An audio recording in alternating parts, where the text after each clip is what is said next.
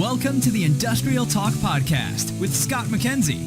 Scott is a passionate industry professional dedicated to transferring cutting-edge, industry-focused innovations and trends while highlighting the men and women who keep the world moving. So put on your hard hat, grab your work boots, and let's go. Hey there, welcome to the Industrial Talk Podcast. This platform, the Industrial Talk platform, celebrates the women, the men, the companies that get it done. You are bold, you are brave, you dare greatly, you innovate, and you're not just changing the world, you're changing the lives all around the world. That's why this podcast is here to celebrate you, and we celebrate you and thank you each and every day. All right, you know I'm a big fan of sales, marketing, branding, all of this stuff that's real important. And we have a great interview with a gentleman by the name of Todd Palmer. And I'm telling you, he starts dropping these doggone truth bombs. And one of the things that I just really like, and that he's a big advocate on, is being able to have that authenticity, transparency, and vulnerability when you're trying to just survive, rebuild, and prosper in this particular next normal. Let's get a rockin'. Yeah, you know, I'm all about that.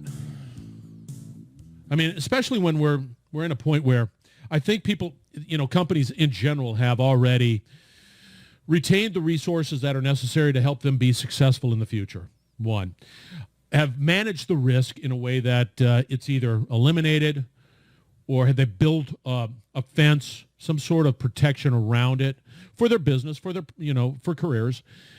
They've already sort of adjusted from an optimization point of view, making sure that they're saving money, right?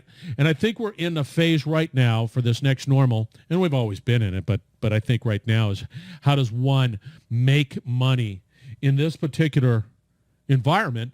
Because the strategies you deploy today will help build that business, that resiliency in the future. It makes sense, right? It makes complete sense. And because we really don't know. We don't know if this is going to happen again, or is this really the next normal? And we're just, I don't have an answer, because we need to have a business that can survive in this particular market today. And that's why, you know, making money and figuring out how to really penetrate that market is so important. And that's why I'm so passionate about it. And that's why I like working with companies that are doing the same thing, being real innovative, because they're already collaborating. You know, we're not collaborating just internally, but externally.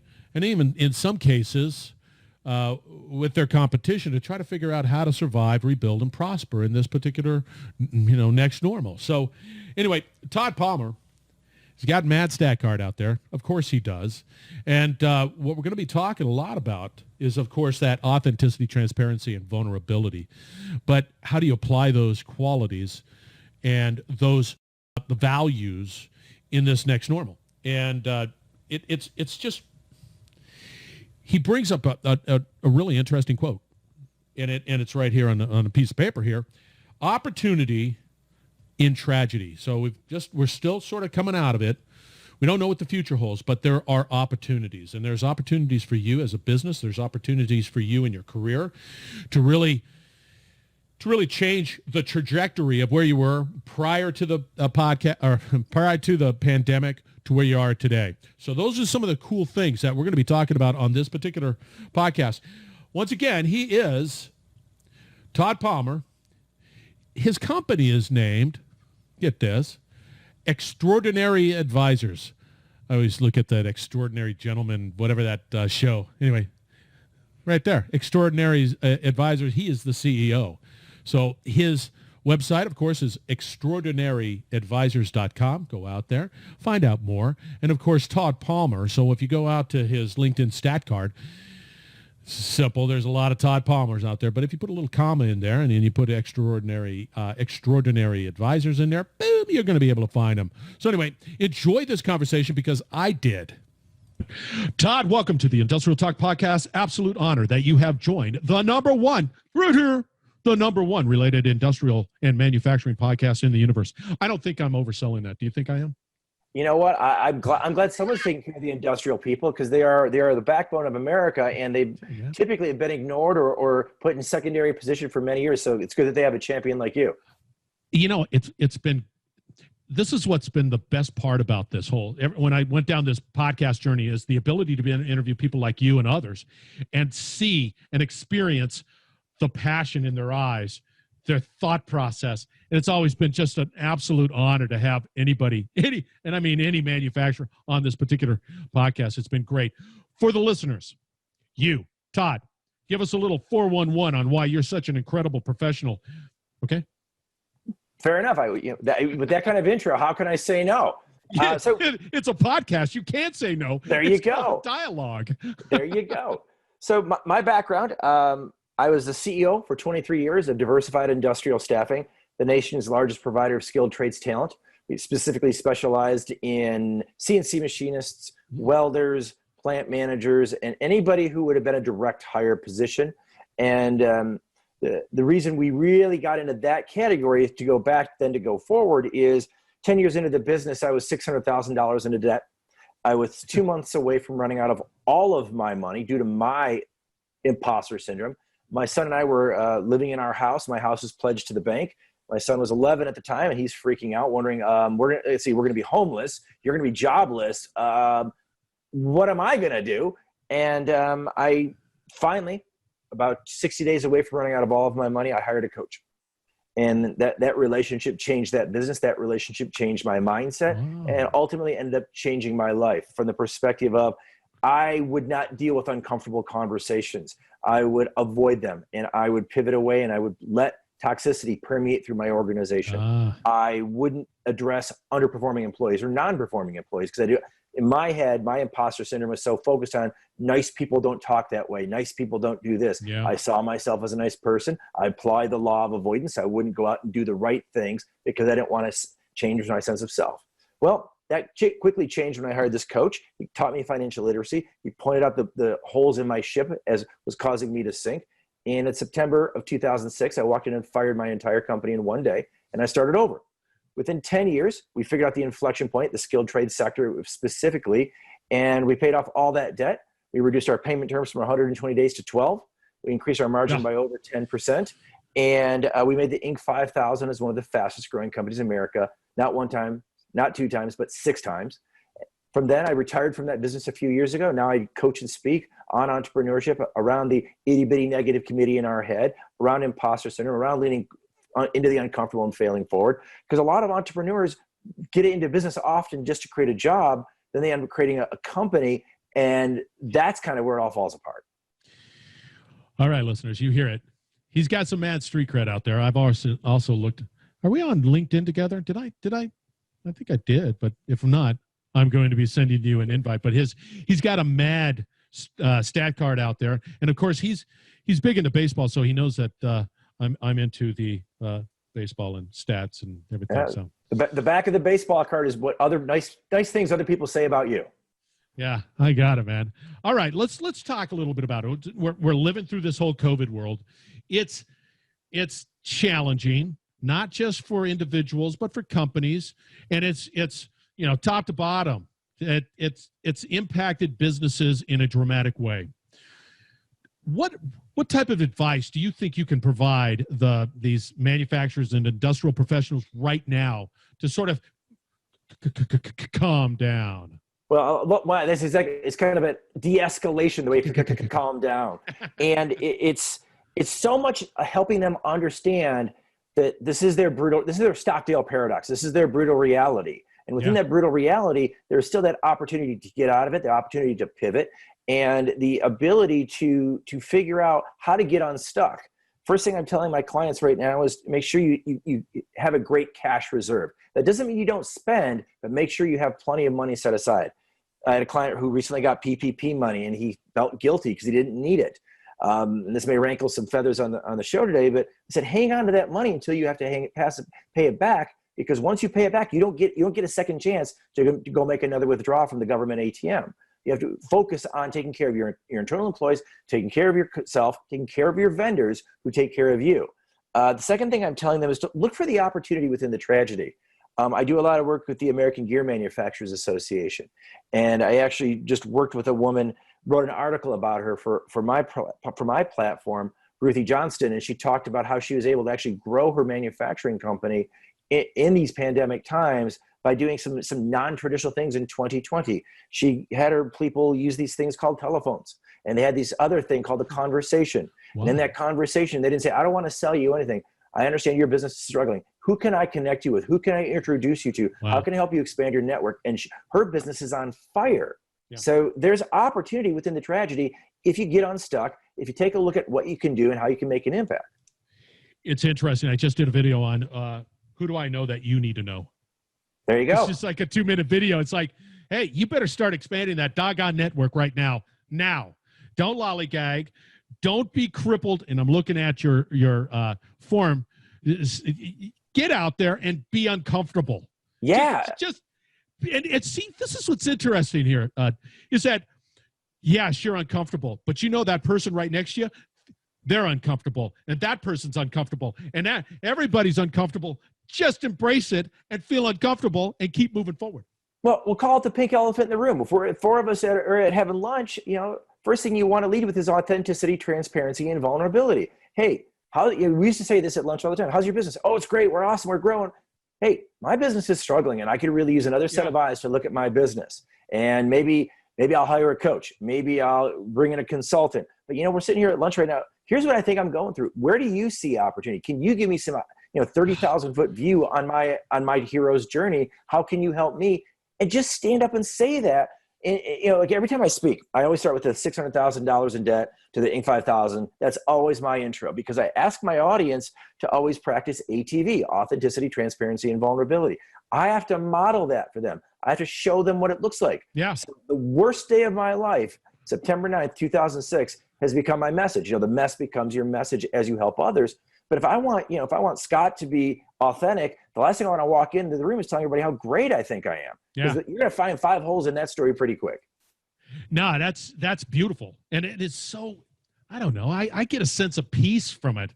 It'd be this whole pre-pandemic, pre-virus, everybody's business, and they'll tell you, everybody's business was just on fire, and we're doing the best thing, and we're making just now, this next normal, it's completely different. And I always talk about collaboration. I don't have the answers. Todd has some of the answers. Susie Q might have, but together we can come up. But that vulnerability, that's where it needs to reside in the collaboration. I love it. I'm all into it. It was part of my struggle. I was so much thinking I had to be the oracle. I had to be all things to all people all the time on all topics. And I wouldn't raise my hand and ask for help. And it got me into a really bad spot. And one of the first things my coach told me when I hired him was, I'm available to you, text or call me, run things past me. I am here to be of service to you. It's a very much servant leadership model. And, that's what I apply now. And the crazy thing is I still use a coach. I used my business coach for 6 years. And for the last 7 years, I've used a neurosurgeon as my coach. And he teaches me how my brain works and how the brains of others work, so that when they get stuck and they won't ask for help, what curiosity-based questions can thought leaders like you and I ask them to get them to free up, to get them to create some self-awareness so that they can pivot their business in a better direction than where it may be going in 2020. But Todd, I mean, pre-virus, failure was just a bad thing. We defined failure as anything that didn't succeed. I don't know what it was.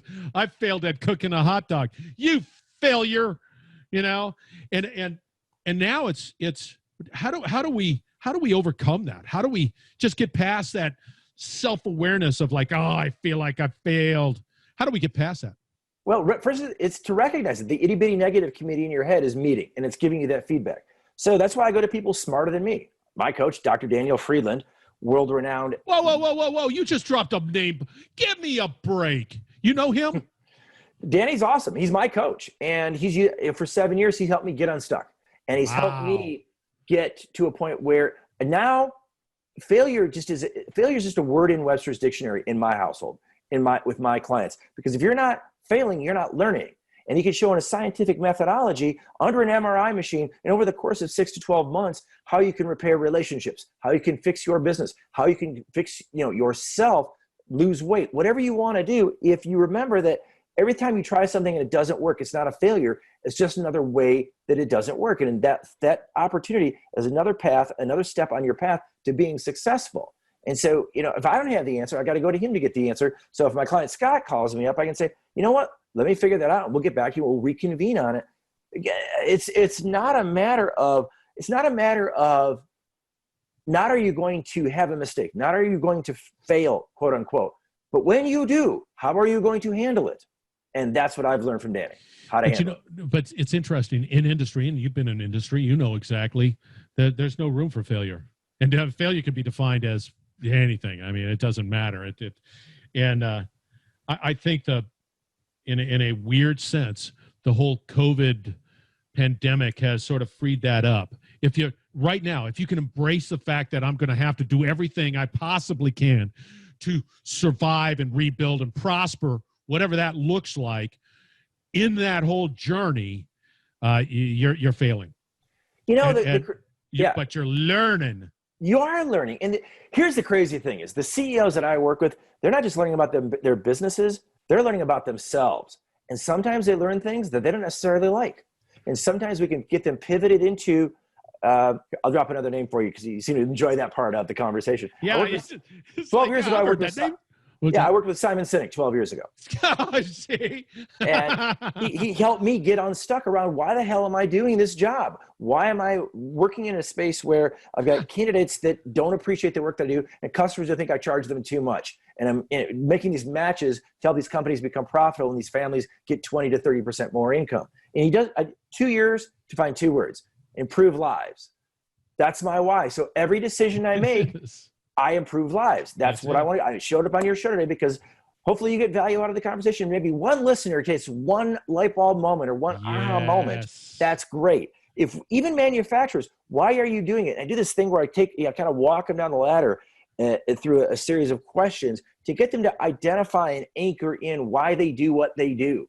And typically, it's not to make money. Typically, the money is nothing more than a vehicle to freedom and flexibility, for example, or because they grew up poor and the pain and the shame and the guilt they had of having to wear pants that are 3 sizes too small to school has landed and resonated with them. If we can anchor them in why they do what they do, then they can go out and they literally can reinvent their business in these times and still live to their purpose and their why, but their business may just look different, and that's okay. Yeah, see, that's a beautiful thing. And I, once again, I'm not trying to sugarcoat what's happening out there. Still rippling, still are the challenges. There's a lot of pain. But there's some dramatic stories that exist of victory and optimism, because it's amazing when you're forced to do something.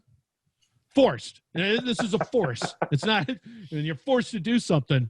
You develop a sense of grit and do it, and you got to do it, and then look beyond the pain. You just got to do it, and that's been the message. It's got to happen. You got to do it. You got to do it. So someone asked me recently. I was speaking live last week, believe it or not, and someone asked me when I told them the $600,000 debt story, why didn't I just file bankruptcy? And I said, well, the reality was I couldn't look my son in the face and tell him that I was filing for bankruptcy, even though it was completely a legal move. It's a business positioning move, because I always told him, whether it was sports, academics, or life, that he always had to give it his best. And he always had to do everything he possibly could to be successful in it. Even if the most successful he could do in English was to get a C, then get the best darn C you can possibly get. And I knew in the back of my head that I had not done everything for my business. I knew, because I deflected away from the uncomfortable, I lived in artificial harmony instead, that I hadn't done everything I could. So when you think about the tough decisions, the grit required, when I got to look at my kid in the face and say, I'm going to stick this through, stick with me, believe in me, I will get us out of that. That's a pretty powerful motivator to get your butt out of bed every day. And it is. And it's not comfortable, but you got to do it. It's like there's no other way of doing it. Now, what I've noticed is that you've got this 4-step formula, right, of fail forward leadership. You got to force. Can you explain a little bit about that? Absolutely. And it's universal. It's so funny. I was actually using the 4-step process with someone who's in conflict with their children. And so it applies universally in conflict resolution and getting unstuck around seeing opportunity. And first thing is to recognize, believe it or not, it sounds so simple. Hey, I'm stuck. I have my fixed mindset has locked me up. Okay, that doesn't work anymore. What can I do? I need to set, I'll use myself as the example rather than pointing the finger at someone else. I'm $600,000 in debt. How did I get there? Well, I only saw the world through one lens. Okay, well, that didn't work. Well, my intention is I need to get out of debt. Don't know when, and I don't know how, and that's okay. So make peace with that. But what I want to see happen is I want to see myself get out of debt. So I'm going to create a strategy around that intention. And we tried a bunch of different things. We tried temporary help. We tried, split desks. We tried a bunch of different recruiting methodologies at Diversified Industrial to get out of that debt. And then we eventually hit on the skilled trade sector by simply approaching it with massive curiosity and asking clients the question during the recession, believe it or not, is when you get out of the recession, you can only hire one person. Who's the one person you're going to hire?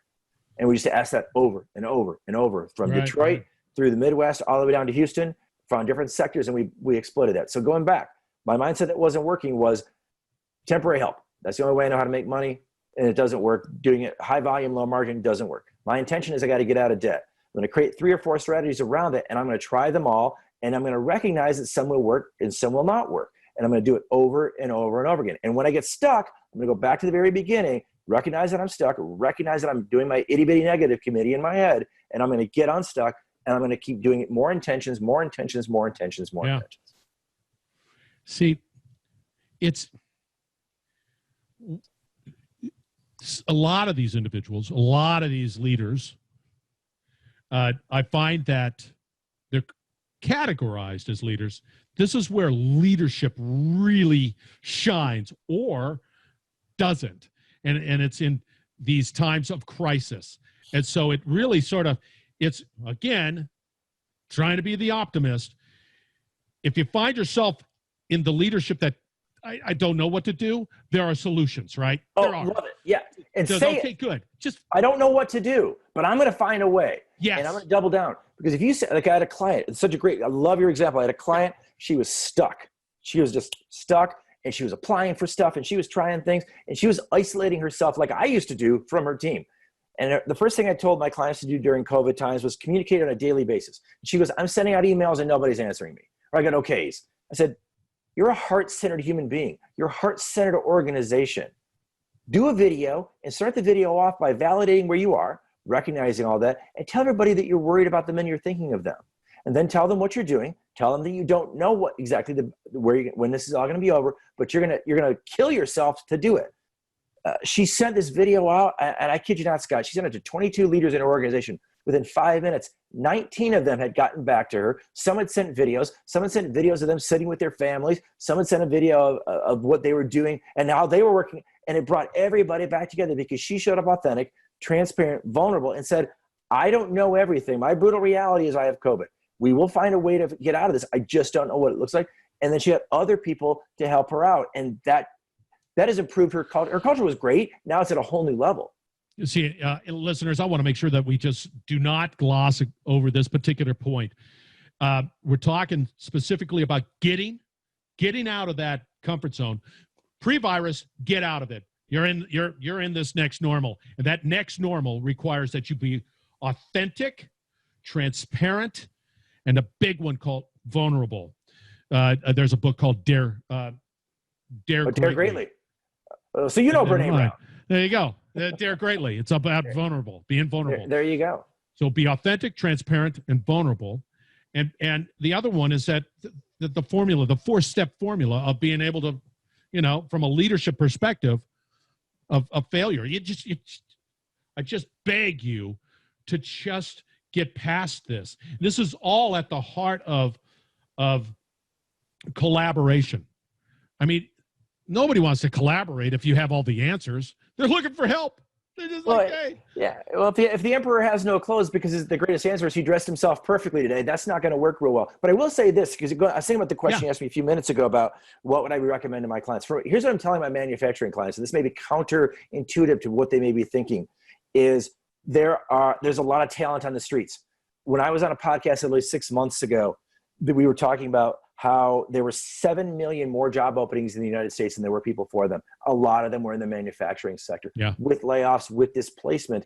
If you're a company that needs talent, you can afford to dig into the company coffers that hire that hard to find machinist, that G6 welder who can scuba dive on your oil derrick down in Houston, or some of these other high-end positions. Look for that talent. It's actually out there. And you have a competitive advantage because you're hiring where their company is displacing. You're going to look like a whole lot more attractive to them. You may not have to pay the signing bonus that you have to start paying again that they were paying 8 months ago. So just for manufacturers specifically, pay attention to the landscape. There's great talent on the street in your space. If you can go out and get them now because they aren't going to be there forever. See, and that was interesting because after the hundreds and hundreds of interviews that I've done, right, there are themes. And one of the themes is, and it's a great opportunity, is not just retaining talent, like how do I retain the right talent? I'm looking at my talent pool, but to be able to really augment it with really good talent because they're out there. You got to be engaged to do that. And that's real important. And I mean, you can truly catapult your business because you've got incredible talent. Now's the time. Well, because now, and I hate to say this to my recruiter friends out there, but you can find them without using a recruiter necessarily, because they're on Indeed, they're on LinkedIn, they're out there, especially for the category for the typical. When I think of a manufacturer, one of the hidden gems in recruiting for manufacturing companies is to recruit via Facebook, because you got the people reconnecting with their high school classmates, wanting to stay in touch with their kids and their grandkids. Yeah. They're on Facebook. They may not. If you're you're an old manual machinist who converted to the CNC world, and you're about 55 years old, give or take 60 years old, and maybe you're not going to be on LinkedIn, but you'll be on Facebook because you want to keep in touch with the world. You're all of a sudden now you're getting nostalgic, and you want to connect with your classic car friends. And I'm thinking more here in the Midwest, but still, there's always opportunity within the tragedy, and it's those out of the box thinkers that are going to find the gold in these opportunities to add or enhance their staff or other parts of their businesses, like Ruthie Johnston did. And you can make a huge difference if you just keep your eyes open to the world around you. Yeah, and just keep getting up, because some days it's better than others, right? Some days like, I don't feel like crawling out of bed. It's just the same old. No, keep going, keep pushing. Now, we're going to be wrapping it up real soon here, but I want to ask a couple of questions. Who, on this particular podcast, do you want to say thank you for helping? And oh, wow, that's a great question. Not a lot of people express enough gratitude. It's a gratitude time. I'm a big believer in the work of Sean Aker. His work around gratitude is so powerful, and it can literally change depressive mindsets. I think if I could thank anybody, I would thank Dr. Danny Friedland. He's an amazing guy. He's a change agent around conscious capitalism, around mindset and growth. I certainly would thank the team at Diversified Industrial Staffing for all these years. It wasn't me who just turned the business around. It was a bunch of different people who came into play, who came in and believed in me when I literally fired everybody. And I hired Becky as the first person. She comes in my office like, does anybody else work here? Let me tell you a story about that. Once upon a time last week. Yeah, I understand. But I appreciate you asking the question. Well, it's important because once again, it's all about collaboration. From my perspective, it's all about innovation and education. That is just right at the core, most definitely. Todd, thank you very much. We got to wrap it up. Thank you for being on the Industrial Talk podcast. You were absolutely splendid. Scott, it was an absolute delight of my time. Thank you so much. And I'll leave your listeners with this. Anybody who's heard me on the show, reach out to me. I'm happy to help you get unstuck. I'll give you 30 minutes of my time for free. Email me, Todd@extraordinaryadvisors.com. Mention you heard me on Scott's show so I can give them a shout back for the referral. I'm happy to help out any way I can. All right, listeners, we're going to wrap it up. So do not go away, because I know when you go away. So stay tuned. We will be right back. All right, champ. You're listening to the Industrial Talk Podcast Network.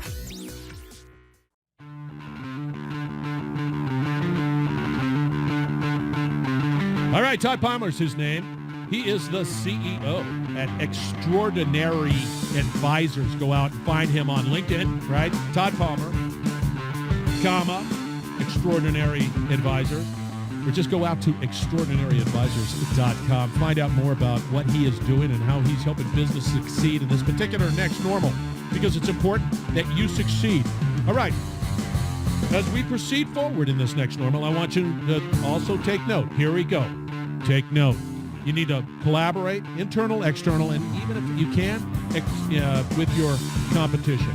You need to innovate, both from a technology point of view and from how you have your business and where you're at right now. You got to make those real bold decisions. And then finally, right, you're going to have to educate. Industrial Academy out on the industrialtalk.com for you. All right. Again, be bold, be brave, dare greatly. You're changing the world. Hang out with people like that. Thank you very much for joining. We're going to have another great interview shortly.